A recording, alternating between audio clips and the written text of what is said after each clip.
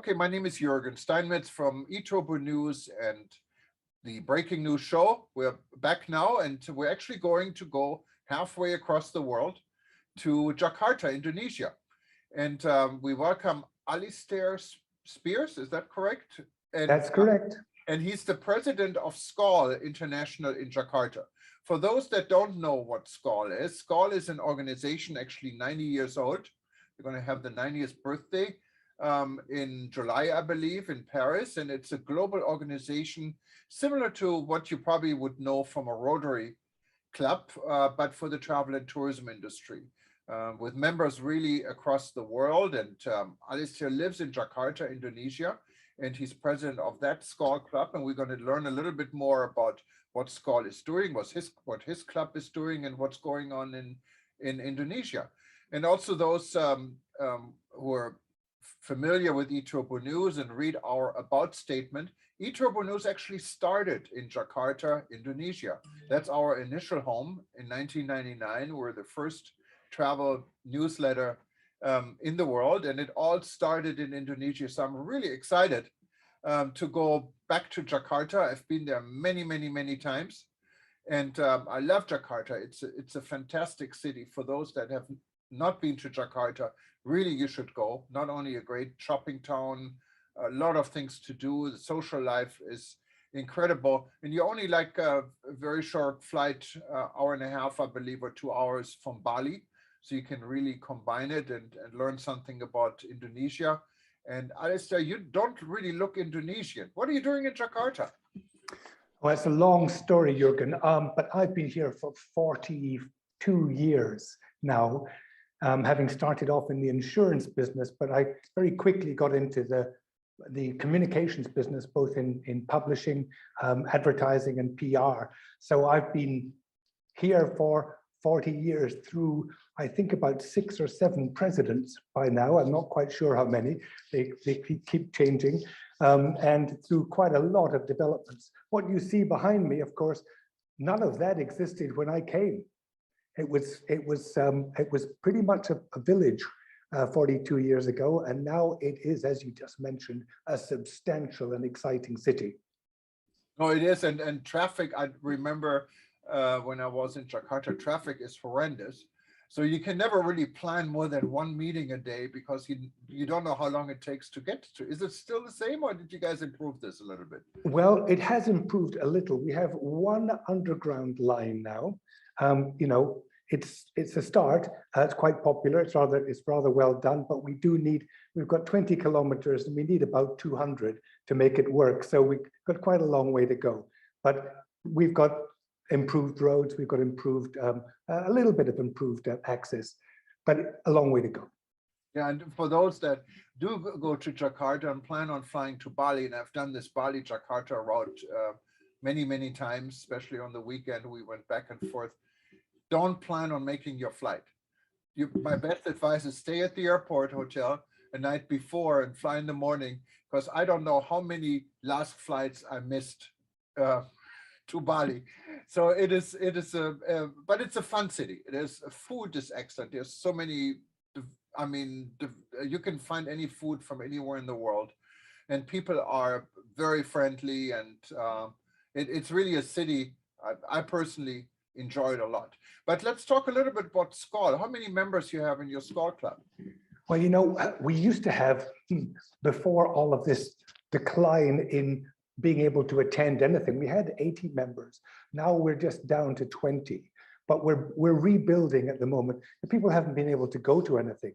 So we've kept it going, and we've just kept the core group going. But over the last 3-4 months since the COVID regulations relaxed, we have built up again. In the last 3 dinners that we've had 40 people, roughly 40 people coming. So the spirit is back, the attendance is back, and we are moving forward again. And if anyone wants to join us listening, I know we have a lot of readers still in Indonesia because of our history. They can just go to skal.org, and also if you're not in Jakarta, anywhere in the world, and you don't have a SKAL club in your area, start one. And it's easy. Absolutely. Just contact SKAL. Just go to skal.org. You have all the information on it, and you can also see if there is a SKAL club in your region. It's a really good organization to belong to. It's fun. SKAL is also has young SKAL for those that are just starting the business. You can also join, and it's doing business among friends. That's what it is. And so it's definitely a good organization to belong to. And I think you have some exciting activities you told me earlier coming up in regards to the sustainable tourism world. Tell us a little bit more about it. Well, you're absolutely right. Look, when we talked about building back better, there's been a lot of talk about what actually has happened. Not quite enough. I know people have been distracted, the resources have been depleted, but what we need to do is to really focus people on things that can be done. So we've taken the initiative in SKAL Jakarta to work on the basic elements of sustainability. Now, 3 months ago, when we restarted, when we were allowed to have in-person meetings again, we started off in the Grand Melia Jakarta. We're supported very well by the 5-star hotels with a talk about water. Now, water is crucial to our business. And what we've done in Jakarta is that we've got one hotel, which is now fully integrated, 100% standalone bottling plant on site. And we talked about that. So there's no plastic whatsoever. There's no water deliveries, even in big containers. There's no transportation, no pollution, all done on site. We don't think there's anybody else, certainly in Indonesia, who's doing that. And we wanted to bring that to the attention of the industry, that you can have a fully integrated water bottling recycling system in a standalone hotel, break even for that 400-room hotel, only 14 months, and saving 40,000 plastic bottles a year. And that was a message which everyone went, oh, we can actually do that. So that we started off with this really pretty cool, you can do it, and it makes money, and it makes sense message. Tell us, I mean, we're not the BBC here, but what's the name of the hotel? Because I think that alone might be a good story. Oh, well, it was the perfect hotel, frankly. It was the Mercure Convention Center in Ancol. Okay. Which of course is part of the Accor group, which gave us access to the rest of the 120 Accor hotels in Indonesia. And it belongs to a hotel owning group called Jakarta Setiabudi, who also happens to own Hyatt hotels across Indonesia and a bunch of apartments. So we got a double hit. And that just opened, about 2 months ago, sorry, just on 2 months ago, when we had the talk, that was when it was just inaugurated. So it is very new. And now we're spreading this message to the entire business. If you can save 40,000 plastic bottles in one hotel, you multiply that by 1,000 hotels, you've suddenly got 40 million plastic bottles taken out of the system, and they save money at the same time. Quite a good scenario. So that was our first talk. That's an amazing example, and I never heard anything like this before. So that's quite impressive. Well, it is. It was all done by a Frenchman, Didier Perez, and his team. And we are absolutely intent on spreading this message throughout both Indonesia and the rest of the world. But going through the Accor group really should give it momentum. And we hope that they will pick this up and say, let's go, guys, because they've got a lot of hotels. And Indonesia has a lot of hotels, not only the Accor group, you really have all the major Western hotels. You have a lot of beautiful local branded hotels, boutique hotels. There is a lot when it comes to accommodation. There are apartments and so forth. And of course, Indonesia needs the travel and tourism industry. Jakarta, of course, is more on the business side, but as I said, it's well worth visiting as a city. But there are other regions in Indonesia, like, of course, most famous Bali, that depends on tourism. There's Kalimantan, there is many regions of Java and West Java. There's a lot of things. So is tourism coming back? Is Indonesia opening up? How's the situation? It is, but I'd like to pick you up on the point about Jakarta, Jürgen. One of our second talk, and that fits in perfectly, the second talk we did last month was on destination management for Jakarta. Now, Jakarta is, as you said, everyone thinks about it as a business city. What we want is people to think about it as a destination. Why wouldn't you, if you go to Kowloon as a destination, why wouldn't you go to Jakarta? We've got everything that Kowloon has got and more.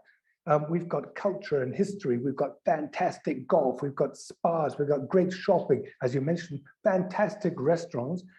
But everyone thinks about this as a business destination. No one books a holiday to come here. Literally no one.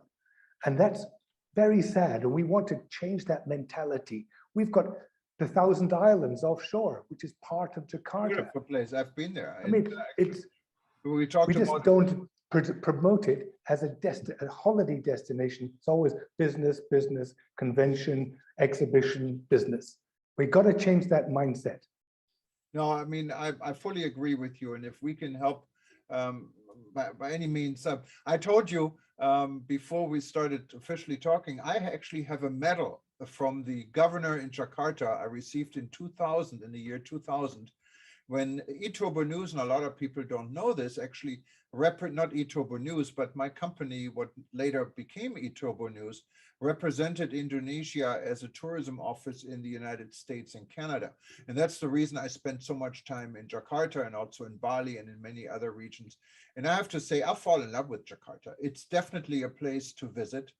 If you like cities, and I live in at that time, at least now I live in the city in Honolulu, but at that time I lived on the North Shore here on Oahu, what is just beautiful from scenery. But you really don't want to go to a beach city. So Bali is attractive, but for me personally, the beaches were not a big deal. But I really enjoyed the city, and Jakarta has it all. It's really a place visiting, and it has everything you can think of to offer. And I don't think that has changed over the year. It looks like it even increased because there are new hotel openings, there are new activities, and you lived there for 40 years, so got to be worth it, right?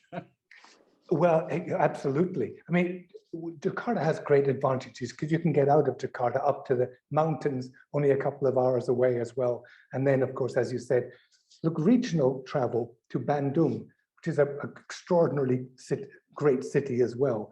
We've got Surabaya, which is industrial, but actually a great city to visit too. Then, of course, we have the gems of Jogja and Solo in central Java. I mean, marvelous places that are unique and beautiful and easily accessed.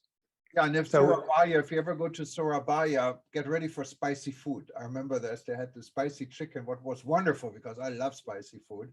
And yes, there's so much going on in Bandung. I remember the road, and I stayed I forgot the name of the hotel, in a golf hotel, what was a wonderful weekend I spent there. And of course you have so many things in Java, and you can experience it. Jakarta could be kind of a hub, yeah, from where you can really go to anywhere. And yeah. So yeah, Indonesia is actually a very big country, and if you fly from one end to another, it's like 6 hour flight. So it is not a small place. It's the largest Muslim population of any country in the world, but it's not only Muslims. You have Christians. Bali is dominant Hindu. It has so much diversity, and people are living peacefully together. Very much so. And that is really a big issue. And you see all these smiles. Everyone, especially in the travel and tourism industry, know really well how to make guests feel comfortable, and they love guests. And so it's definitely a good place to visit. So what's new in Jakarta? I mean, last time I was there, I have to say, was probably already 10 years ago. What happened there in the last 10 years? Well, in 10 years, so many things have happened. We've got lots of new hotel openings. I mean, a whole bunch of, look, Jakarta is a mall city, but how you make your malls is kind of an increasing art. We've got a great place called District 8, which includes the new Langham Hotel and a really cool dining shopping mall there as well. I mean, there's lots of fun things like that which are happening, which you walk around and go, is this Jakarta? It's cool, and it's modern, and it's fresh. look, we've got a Park Hyatt coming up. We've got a new St. Regis coming up. The hotels here, while they've been suffering, have never let their standards down. Everything is open again. As you said, the food here is wonderful. There's a great variety of food. But a quick aside back to Bali, if I may, Jürgen. Bali has suffered really disproportionately. It's been a closed island for the last 2 years, so they're struggling to get back. According to my team in Bali, speaking to them this morning, saying Bali is busy today. Now, but it's busy because this is the end of Ramadan, and Jakarta, Surabaya, Bandung are all in Bali. Next week, we'll see who is coming back to Bali now that the doors are open. Chinese aren't coming back yet, obviously. Japanese, not really either. We've got Australia open, but according to the last information I had, I mean, Jetstar, which had 73 flights a week, started with 3. So we're not really up. 3 compared to 73 is not a good figure. 3 flights a week. Yeah, and then of course there are some other challenges with Europe, of course, because of the situation in Ukraine. That might, even though, I mean, Bali is far away from the Ukraine situation, but flights are restricted to some areas, what could have an influence. There's still the good thing is the Middle Eastern airlines are now coming back. Qatar, Emirates, Etihad, and Turkish are all flying back into Jakarta and increasingly back into Bali as well, Singapore Airlines as well. So the access, don't worry about access, you can get there.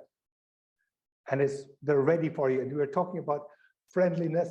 The Balinese are ready to be friendly. They are more than ready to be friendly. You will be pampered, you'll be looked after, you'll be worshipped if you come now. Yeah, and the price, if you really compare rates, and maybe you can help us out a little bit, what the average hotel stay is, what the average dinner bill is for a nice dinner in Indonesia, maybe Jakarta compared to Bali. Give us some ideas. How expensive or how cheap is it to travel to Indonesia? Look, first of all, hotel prices in Indonesia have always been too low. I mean, Jakarta is about 1/3 of the price of Singapore for a hotel, equivalent hotel. So you're only talking about, $100 a night in a 5-star hotel, possibly even less in some, which is sad. And it's worth much more. The same thing in Bali. Prices are, look, you can get some 4-star hotels for like $50 US a night, and we need to bring that up again. But of course, they're starting low. But on the food side, if you avoid the really expensive restaurants, you can eat for $15-20 US a head, including a couple of drinks. It is not expensive. We're talking about having a great night out and going home with still change jingling in your pockets, ready for the next day. It's a really great time to come. You're telling me for the price of 1 Mai Tai or a drink here in Hawaii, you can have an entire dinner and you can have actually 2 Mai Tais and wonderful food for the same price. Yes, correct. That's the place to go. That's the place to go. And of course, what we're doing is encouraging people to drink the local beer, drink the local wine. They have good wine in Bali now. And then you're supporting the local industries and still having a good time. So a lot of positive points have come out of this as well. The whole local supply chain thing had to kick in, and it did. So we've got good vegetables, good supplies, good cheese even made locally now to save the international supply chains. That is important, really for any destination, and specifically so for Indonesia, because Indonesia has spices you probably don't find very easy in other parts of the world. There's wonderful local food. Many people don't really know, but it's delicious. And not only when it comes to food, when it comes to wellness, Indonesia has a lot to offer. I mean, we're not talking just about spas and massage. We're talking about health tourism, for example. Tell us a little bit more about this, because I think many people don't even think about that. Look, there is a history of natural treatments here. whether they be spiritual or meditation based. You want to go to Ubud in Bali. It's probably the Asia center of meditation, wellness, and all of that. So you can do virtually any treatment you can think of, everything from the Reiki all the way through the local spiritual leaders. And of course, just being there, visiting the temples, walking the fields is a health treatment as well. So honestly, Bali has got all of that side of the business. And often it's not business, it's just being in the right place with the right feeling, Jürgen. When you walk somewhere and go, I'm so glad I'm here. My managing editor in Bali just done a tour of the Northeast, and he sent me pictures and videos of what he's been doing. And he's saying, this is untouched, undisturbed, beautiful, palaces with no one in them, water gardens with nobody there, beaches and mountains, and just extraordinary peace and tranquility. So it's not just the beach club scene in the south. It's not just the culture scene in Ubud. It's the enormous nature-bound tourism you get in the north and the northeast of Bali, northwest as well. So a lot of things to be talked about there, and certainly the right time to come. Yeah, and of course, every day is a holiday because there's a festival in Bali, I believe, every single day. So you find ceremonies, you find it's very traditional. And it's a little bit frustrating for those of us in business in Bali, because you end up with saying, no, where is everybody? They're at the temple today, sorry, but so we do have to understand that the pros come a few cons as well. But yes, and that's, your Instagram killer is the ceremonies and the processions, and you're just round a corner somewhere and there's a whole bunch of people all dressed up, standing, doing something which you may not understand, but you go, I'm here, this is wonderful. You've seen it, I know. And there's one holiday or one season, it's the days of silence. Everyone agrees on. And if you should watch out when this is, because if you don't want to be isolated, you better not come. But it's also it's an experience. Basically, it's in Bali, and you really cannot do anything. Everything is pretty much closed, and no one talks. And how does this work? That's a wonderful experience. It works in a very, very sensible way. Bali is a world of the seen and the unseen. So the unseen are the gods which surround us all the time. Now, on this the special day, the day of silence, Nyepi is called. The night before, there are parades around each town which drive away the evil spirits, and then silence and darkness falls and everyone stays indoors. So the spirits think there's no one there and they all leave because they don't see anybody, they can't hear anybody. So during that night, everybody is at peace. But actually now people are booking to go to Bali on Nyepi because it is such a wonderful experience to go somewhere which closes down and says, you can do nothing. Think about your life, think about yourself, sit down, relax, you've nowhere to go. And that's Bali, great. If you go over to Lombok, what is an island, it's not too far away from Bali. Many people combine it. You're in a completely different world. It's like really, you're on a different planet almost, when you come visit Lombok for a few days. Is this still a popular place? I remember I stayed at the, what was the hotel? Oberoi in Lombok, and it was wonderful. 3 days just to really get away from everything. How's Lombok doing these days?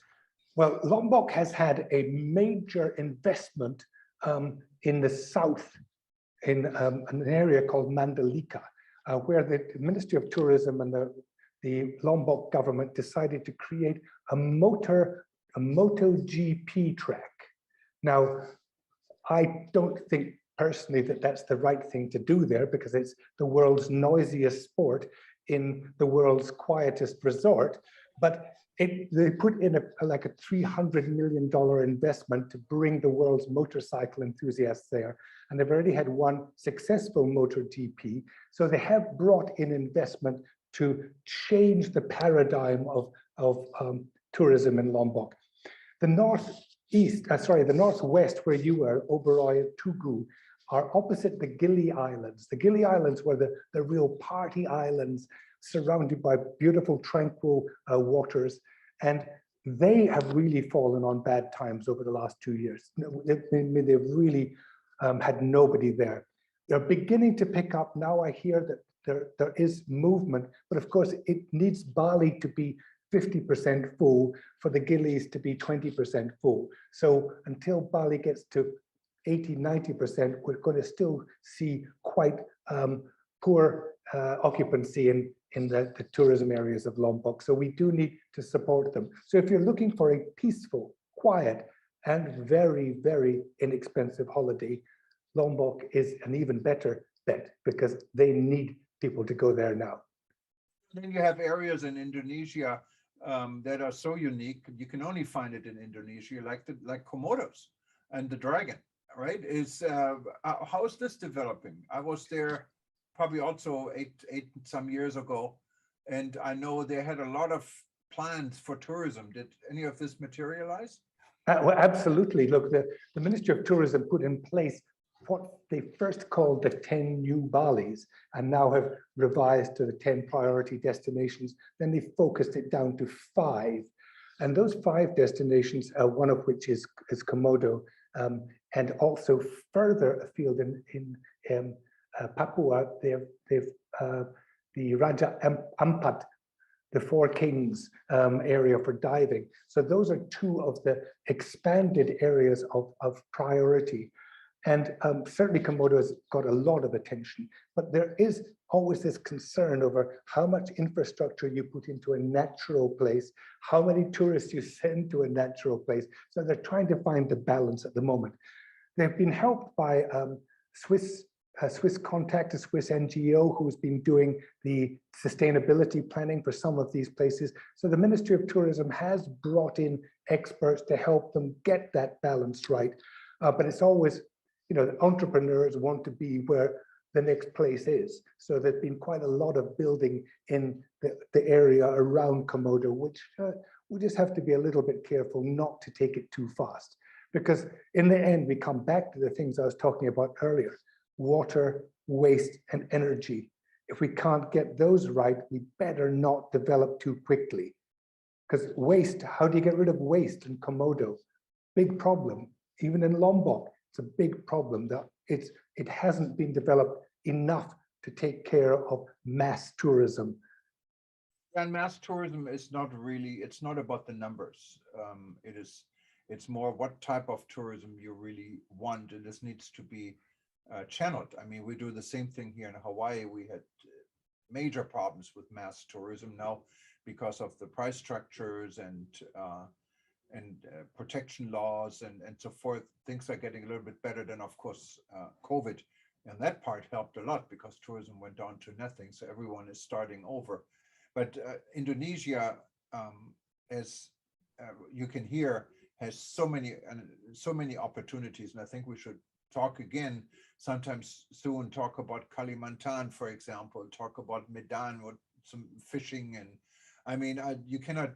Indonesia has it all, and Jakarta is the ultimate city in Indonesia to visit. So it's definitely a place to start out, and has of course Jakarta as the capital city is very accessible from anywhere in the world with almost any major carriers. Yes, and coming from Europe or from Africa or the Middle East, no issue. You have Etihad, you have Qatar Airways, you have Emirates, you have Saudia and Turkish Airlines coming in. From the US mainland, of course, you can take Singapore Airlines, you can take EVA, you can take ANA, Japan Airlines, China Airlines, Air China. All of them are flying, can take you to Indonesia. Unfortunately, Garuda no longer flies to the US, so I hope they're going to look at this market again, because I remember in the time when I worked with Indonesia, there was a direct flight and there was a nonstop flight here from Honolulu to Bali, what was wonderful. We're kind of neighbors.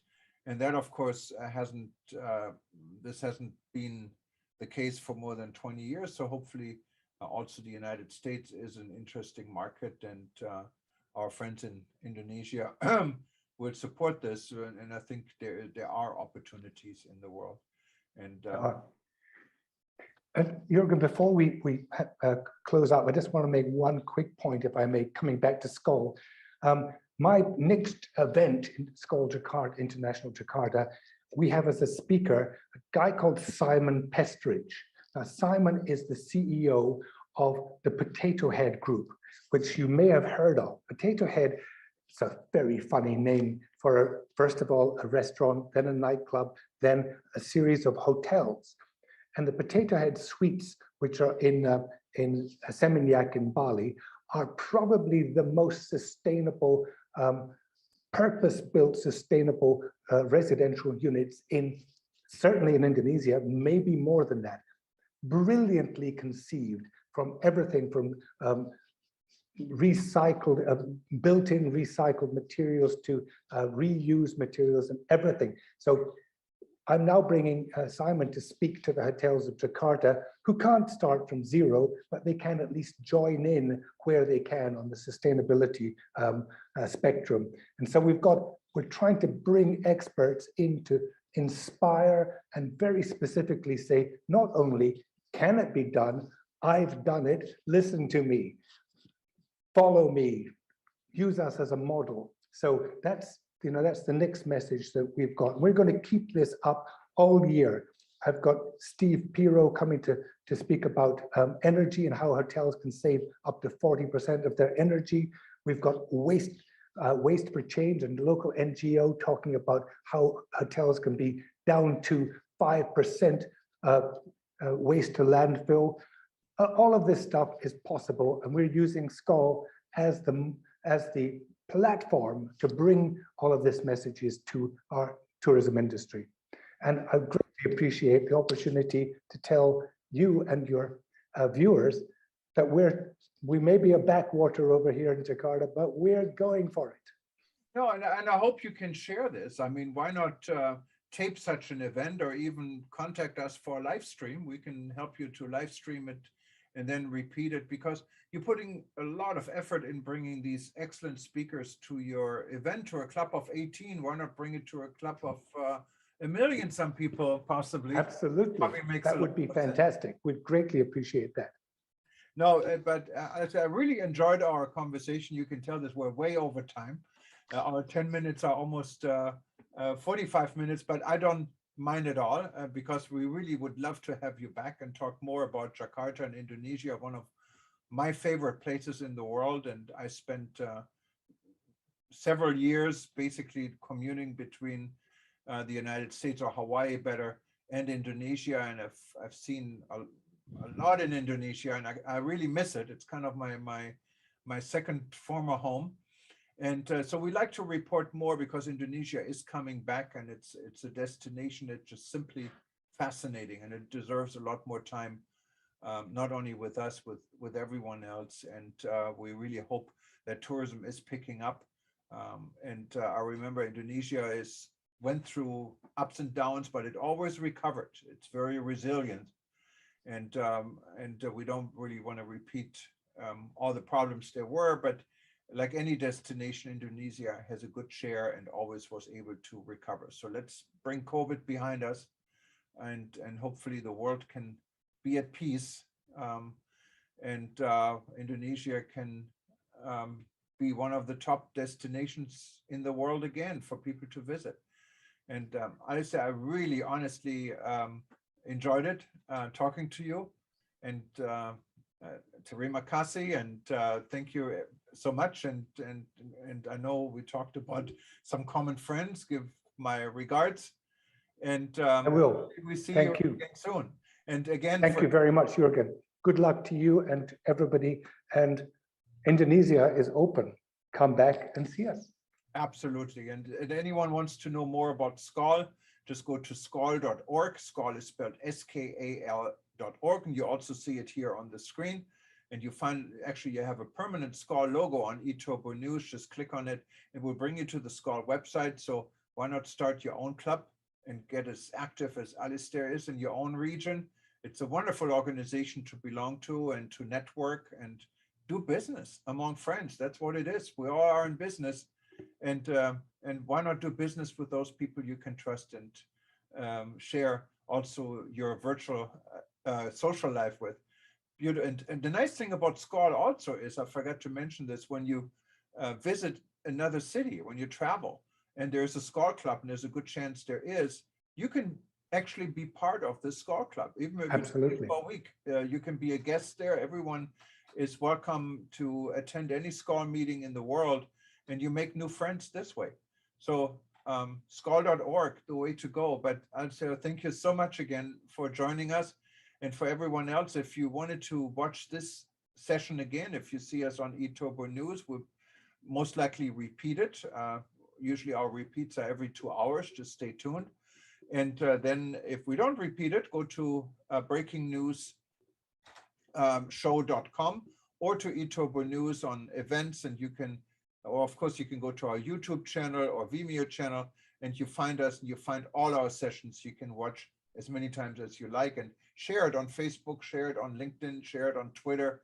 So a lot more people can learn about Jakarta and Indonesia today. Thank you so much. Thank you, and goodbye for now. Bye-bye.